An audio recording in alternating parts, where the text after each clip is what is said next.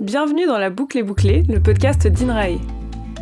Du champ à l'assiette, du grain de sable à la planète, d'une goutte d'eau à l'océan, on suit le chemin de la recherche. Dans La Boucle est bouclée, on fait le tour de la question sans tourner en rond. Je suis Charlotte Mermier. Et moi, Laure Caruso. Dans cet épisode, de la chauve-souris au figuier, on boucle la boucle.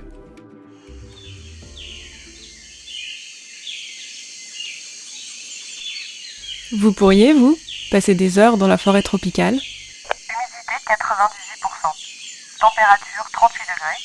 Coordonnées GPS. Latitude 4 degrés nord, longitude 54 degrés ouest. Par amour de la science, 2 chauves-souris insectivores viennent de passer au-dessus de ma tête.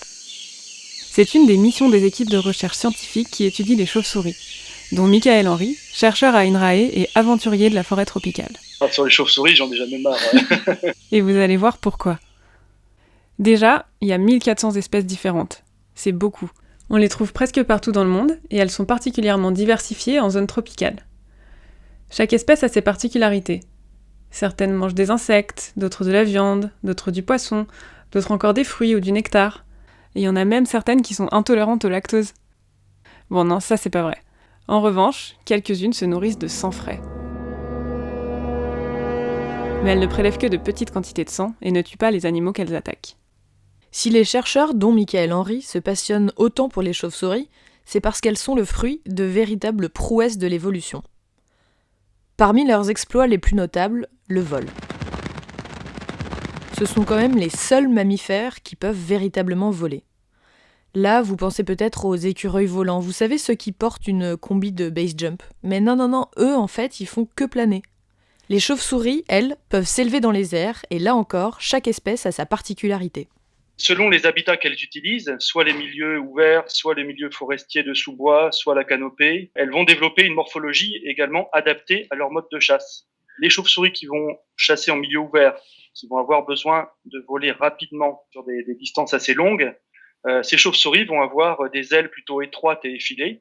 En revanche, les chauves-souris qui vont chasser dans le sous-bois, ou dans un milieu qui est quand même beaucoup plus encombré en termes de végétation, il y a des feuillages, il y a des buissons, il y a des arbres. Celles-ci vont avoir besoin d'un vol plus manœuvrable et donc vont avoir des ailes plus courtes et plus étroites, ce qui va leur conférer des vertus de manœuvrabilité dans le vol. Elles vont pouvoir effectuer des zigzags, des détours et des virages beaucoup plus facilement. C'est donc grâce à leur technique de chasse et leur régime alimentaire varié qu'elles se partagent les ressources. Résultat, on peut avoir jusqu'à 70 espèces de chauves-souris différentes dans un seul kilomètre carré. Bon, faut aimer la promiscuité, mais il y a à manger pour tout le monde. En fait, elles se servent aussi de leurs ailes pour s'envelopper dedans, tête en bas, et commencer leur hibernation au calme. Oui, comme les ours, les chauves-souris hibernent. Leur métabolisme se réduit à 1% de son fonctionnement. Pendant ces quelques mois, elles puisent dans leurs réserves de graisse et sont quasiment dans le coma. Bon, sauf que c'est contrôlé, évidemment, et qu'elles se réveillent au printemps, presque fraîches comme des roses. Bon et sinon, à part manger, dormir et faire des loopings à gogo, elles participent aussi à la vie des écosystèmes. Certaines espèces de chauves-souris apportent les mêmes bienfaits que les abeilles. Elles pollinisent les plantes en papillonnant de fleur en fleur, le museau poudré de pollen, alors que d'autres attendent la digestion de leur repas. C'est pas très élégant, mais elles ingèrent les graines et elles vont les disperser en déféquant. Donc ce sont de toutes petites graines de quelques millimètres. Et elles ont la faculté à déféquer en vol, de façon générale, ce que les oiseaux ne font pas ou peu, puisqu'ils défèquent plutôt en position perchée. Et ce qui va permettre à ces chauves-souris de disperser des graines dans une diversité d'habitats et de milieux ouverts bien plus larges, et d'être les premiers acteurs de la régénération de la forêt en milieu tropical. Ouais, vous avez bien compris. Elles régénèrent les forêts en faisant caca partout. Ah, c'est beau la nature. En plus de tout ça, elles jouent un rôle hyper important dans l'équilibre des écosystèmes. Certaines espèces peuvent avaler jusqu'à la moitié de leur poids en insectes en une nuit. La moitié de leur poids. Et parmi les insectes qu'elles ingurgitent, il y a des ravageurs qui peuvent détruire les cultures. Elles permettent donc de réduire considérablement la quantité de pesticides utilisés. Mais comment les scientifiques étudient tout ça ? En fait, en tendant des filets très fins, ils capturent des chauves-souris pour les étudier, sans leur faire de mal bien sûr. Et comme les chauves-souris volent, et sont donc pas très accessibles, ils montent sur des pylônes où ils utilisent des sortes de ballons gonflables pour s'élever. Pour les sous-bois, ils utilisent des passerelles ou des ponts et des cordes. Un accrobranche pour la science, quoi. Donc ça, c'est la partie stylée. Mais il n'y a pas que ça. Le mode de dispersion des graines par les chauves-souris qui défèquent en vol, permettant une dissémination des graines tellement large et dispersée que finalement, à peu près partout où on se trouve en forêt, on peut recevoir des petites graines. Ça m'est déjà arrivé en marchant en forêt de recevoir des petites crottes sur le coin du nez. Et finalement, c'est une des façons d'étudier la dispersion des graines, c'est en tendant des bâches dans le sous-bois avec un petit système de drainage au centre. Passé quelques jours, on récolte l'ensemble du matériel, de toutes les poussières, les feuilles, les petites branches qui tombent dans ces réceptacles. Et après, c'est un gros travail de tamisage et puis de tri sous la loupe binoculaire pour trouver les petites graines qui sont dispersées par les chauves-souris. Yes, donc après l'acrobranche, hop, on fout les petites crottes. Ah, c'est pas tout ce qu'on croit à la recherche, hein.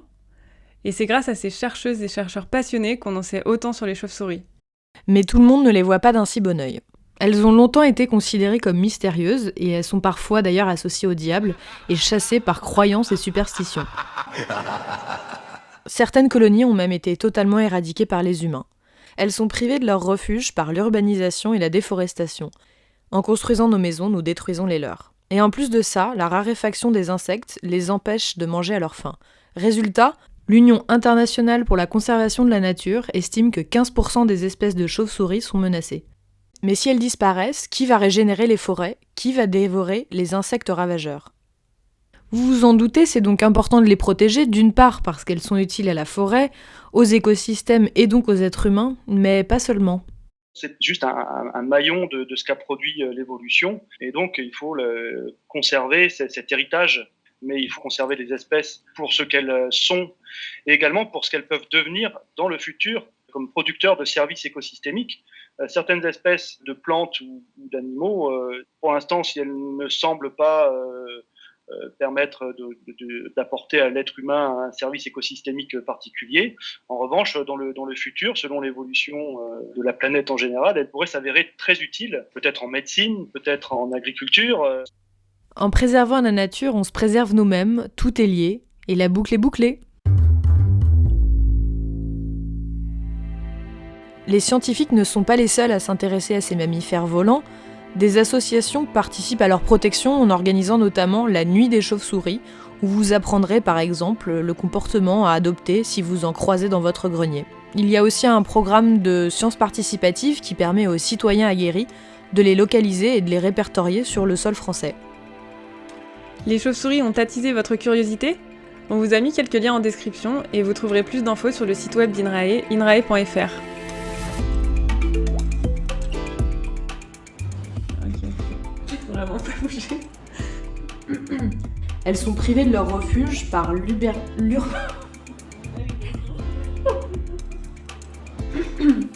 Elles se servent aussi de leurs ailes. Oh là là. Hey, j'ai vraiment pas moi dans la tête. Moi je me sens pas du tout normale quand je dis cette phrase. Non,